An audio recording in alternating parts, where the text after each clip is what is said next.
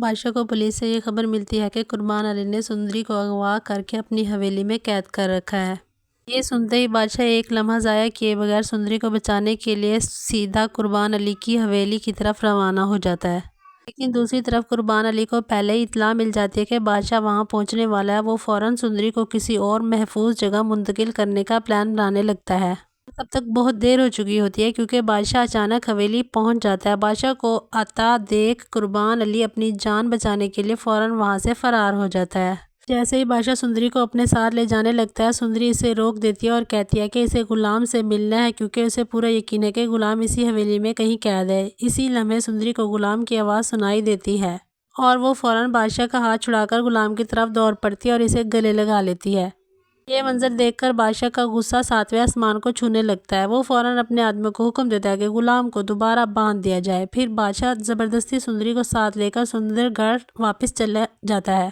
لیکن راستے میں قربان علی کے آدمی بادشاہ کی گاڑی کا خطرناک حادثہ کروا دیتے ہیں۔ اس حادثے میں بادشاہ بری طرح زخمی ہو جاتا ہے۔ موقع کا فائدہ اٹھاتے ہوئے قربان علی دوبارہ سندری کو اپنے قبضے میں لے لیتا ہے اور اسے واپس حویلی لے جاتا ہے۔ ادھر قربان علی کے حویلی پہنچنے سے پہلے ہی غلام وہاں سے فرار ہو چکا ہوتا ہے۔ غلام بادشاہ کا پیچھا کرتے کرتے اس جگہ پہنچ جاتا ہے جہاں حادثہ ہوا تھا۔ وہاں غلام بادشاہ کی جان بچاتا ہے اور فوراً اسے ہسپتال پہنچا دیتا ہے۔ اس کے بعد بادشاہ کو ہوش آ جاتا ہے اور وہ غلام سے پہلا سوال یہی کرتا ہے، سندری کہاں ہے؟ غلام بادشاہ کو بتاتا ہے کہ قربان علی سندری کو دوبارہ اپنے ساتھ لے گیا۔ یہ سنتے ہی بادشاہ اور غلام دونوں ایک ساتھ سندری کو بچانے نکل پڑتے ہیں۔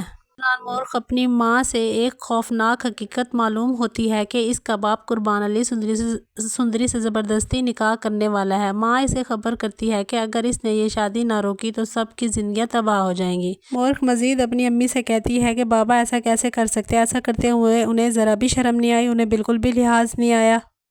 پر مورخ کی امی اس کو بتاتی ہے کہ تمہارے بابا کے دل میں اپنے بھائی کی موت کا بدلہ لینے کی خواہش پیدا ہو چکی ہے، وہ یہ موقع کیسے ہاتھ سے جانے دے سکتے ہیں؟ وہ کہتے ہیں کہ اگر میں سندری سے نکاح کروں گا تو یہ بات خورشید کے لیے سزا کے طور پر کافی ہے۔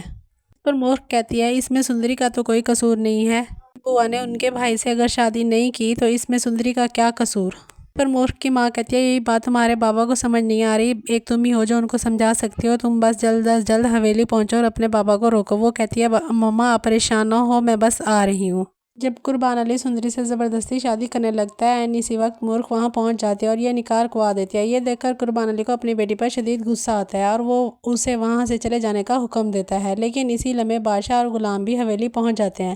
بادشاہ کو دیکھتے ہی قربان علی اور بادشاہ کے درمیان زبردست لڑائی شروع ہو جاتی ہے، دونوں میں ہاتھا پائی ہوتی ہے اور اسی جھگڑے کے دوران بادشاہ قربان علی پر بندوق تان دیتا ہے۔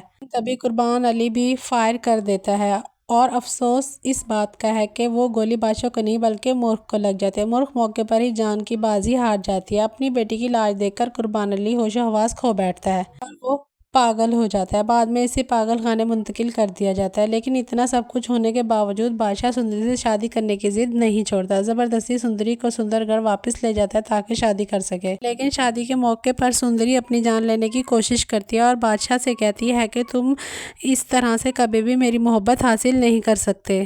پر بادشاہ کو اپنے کیے پر بہت شرمندگی ہوتی ہے اور وہ غلام کو بلاتا ہے اور کہتا ہے سندری بس تمہاری امانت ہے، اسے یہاں سے لے جاؤ، میں نے تمہیں معاف کیا۔ پر بادشاہ بہت زیادہ خوش ہو جاتا ہے اور اس کی شادی سندری سے ہو جاتی ہے۔ بادشاہ سندری کو لے کر شہر منتقل ہو جاتا ہے، وہ وہاں ہنسی خوشی اپنی زندگی گزارنے لگ جاتے ہیں۔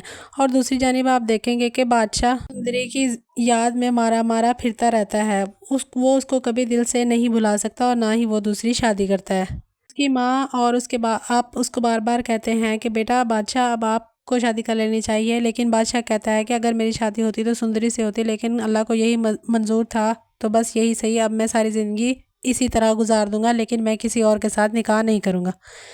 کچھ عرصہ گزر جانے کے بعد بادشاہ غلام سے رابطہ کرتا ہے تو اس کو معلوم ہوتا ہے کہ غلام کے گھر میں ایک خوبصورت سی بچی نے جنم لیا ہے۔ بس سن کر بادشاہ بہت زیادہ خوش ہو جاتا ہے اور غلام سے ملنے کے لیے شہر کی طرف روانہ ہو جاتا ہے۔ آگے مزید ریویوز دیکھنے کے لیے ہمارے چینل کو سبسکرائب کریں۔